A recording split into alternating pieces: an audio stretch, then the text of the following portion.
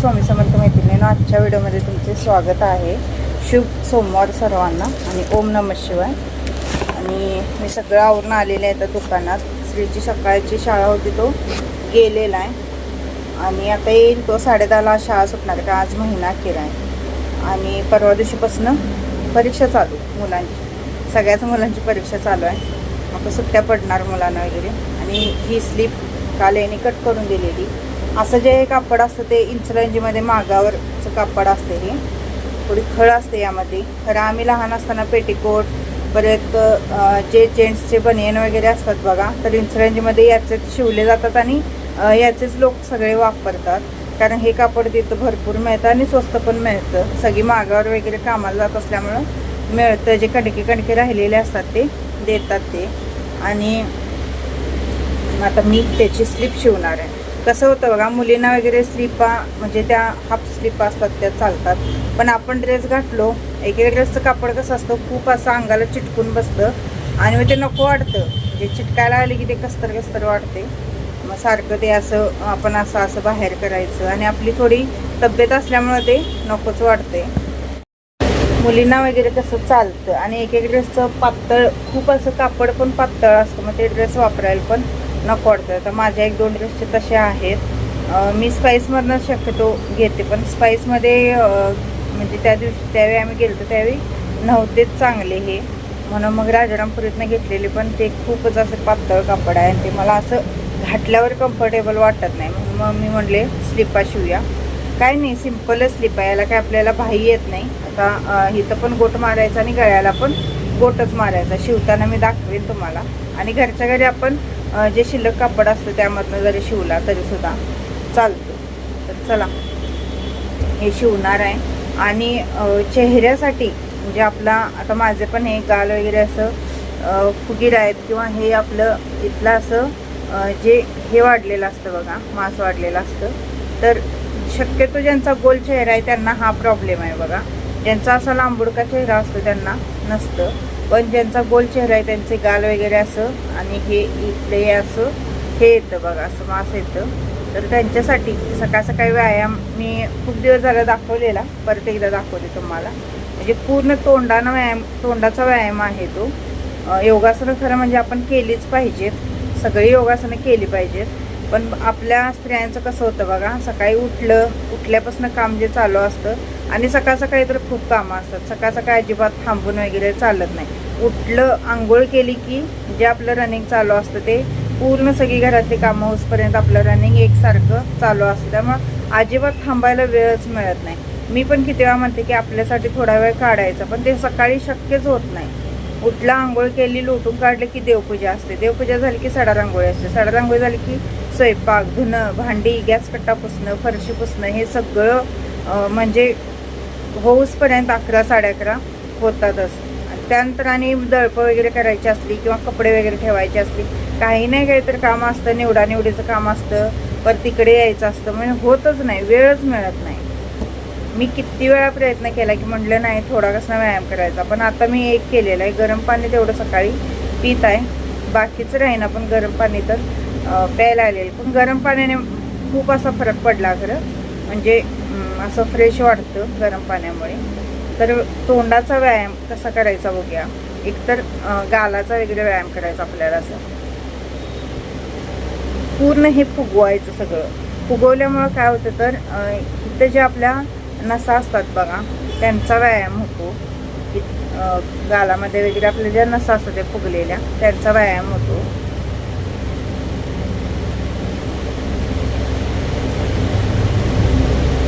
पूर्ण असं करायचं, नंतर ना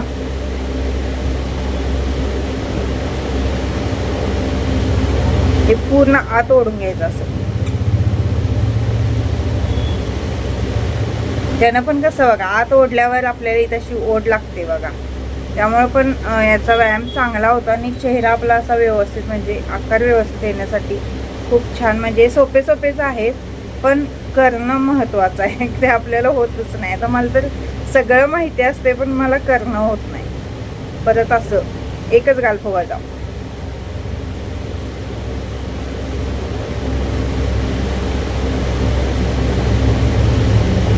परत हा गाल फुगायचा,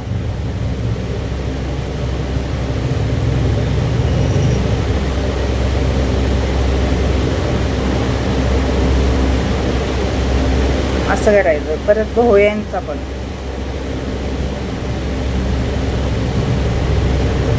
असं केल्यामुळे इथलं पण आपलं असं नसा हे होतात बघा. असं करायचं. ज्यांना एक भोई उडवणं, मला एक भोई उडवणं काय येतच नाही असं, पण माझ्या दोन्ही पण अशा वरच होत्यात. एकेकांना एक एक भोई सुद्धा अशी वर उडवता येते, तर त्यांनी तसं पण करायचं. परत तिथल्या ह्याच्यासाठी आपण असं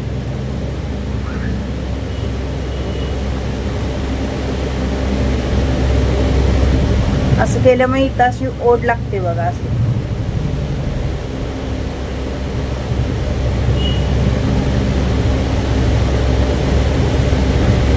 त्याच्यासाठी हा व्यायाम आहे. असं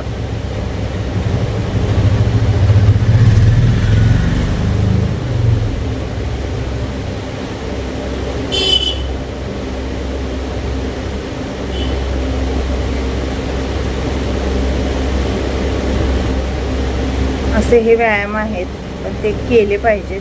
योगासनं पण मी मागच्या एक 4-5 व्हिडिओमध्ये पण दाखवले. मागच्या म्हणजे तरी 5-6 महिने झाले असतील. त्या व्हिडिओमध्ये मी योगासने पण दाखवले, सूर्यनमस्कार वगैरे सगळं दाखवलेलं आहे. परत एकदा मला तुमच्यासोबत सगळं शेअर करायचं आहे, पण ते काय होईना झाले की म्हणजे व्हिडिओ बनवायचंच होईना, आणि त्यात ट्रायपॉड खराब झाल्यामुळे कायच होईना झालेलं आहे. बघ्या, ट्रायपॉड आणल्यानंतर मी नक्की दाखवेन. आणि काल या साडीची मी सगळी अशी लेस जी लावलेली होती ती सगळी काढलेली आहे.